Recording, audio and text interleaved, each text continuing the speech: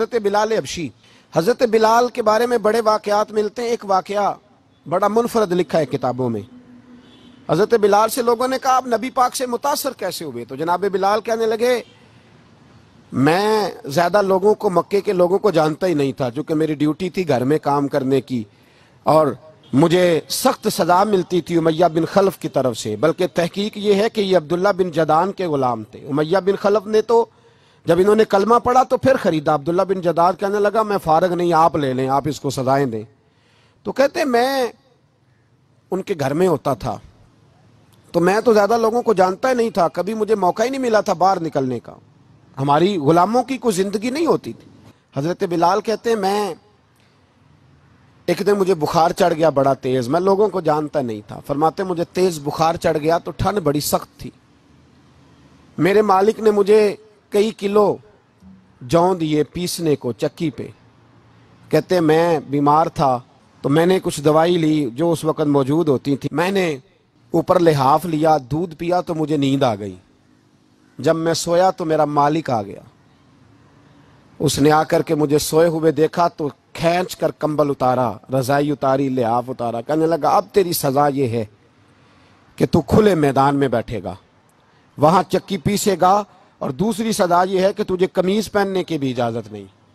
حضرت بلال کہتے ہیں تیز بخار، ٹھنڈ کا عالم، اور جب میں چکی پیس رہا تھا تو رو رہا تھا، اور میں پوچھ رہا تھا خدایا ہمارے نصیب، اللہ ہمارے مقدر ہے جرم ضعیفی کی سزا مرگ مفاجات۔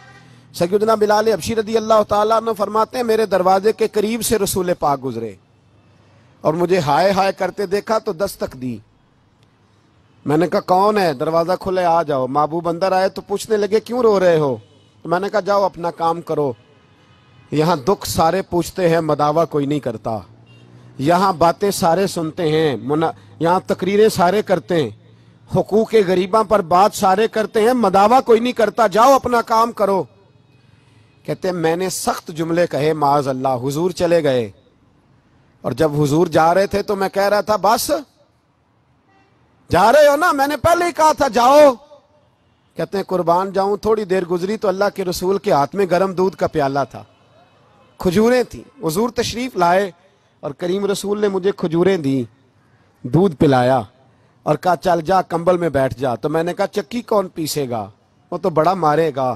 کہتے ہیں لوگو اس نبی کا میلاد اور معراج بھول نہ جانا، اس رسول پاک کی محبتوں میں کمی نہ آنے دینا، اس محبوب کا نعرہ ساری دنیا میں لگا دینا۔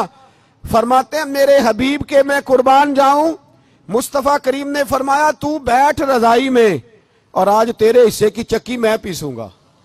کہتے ہیں ساری رات حضور چکی پیستے رہے، ساری رات۔ سویرے میں اٹھا اور میرے حبیب پاک نے مجھے وہ سارا کچھ دیا اور خود چلے گئے۔ اگلی رات پھر آئی تو حضور پھر آ گئے، مجھے پھر رضائی میں لٹایا، دودھ پلایا اور ساری رات چکی پیسی۔ کہتے ہیں بس تیسرے دن حضور چکی پیس کے جانے لگے تو میں نے قدم تھام لیے، میں نے کہا بیبا دنیا ساری جھوٹ بولتی ہے، زمانہ سارا غلط کہتا ہے، جو غلاموں کے حصے کا کام کرے وہ اللہ کا سچا رسول ہوا کرتا ہے۔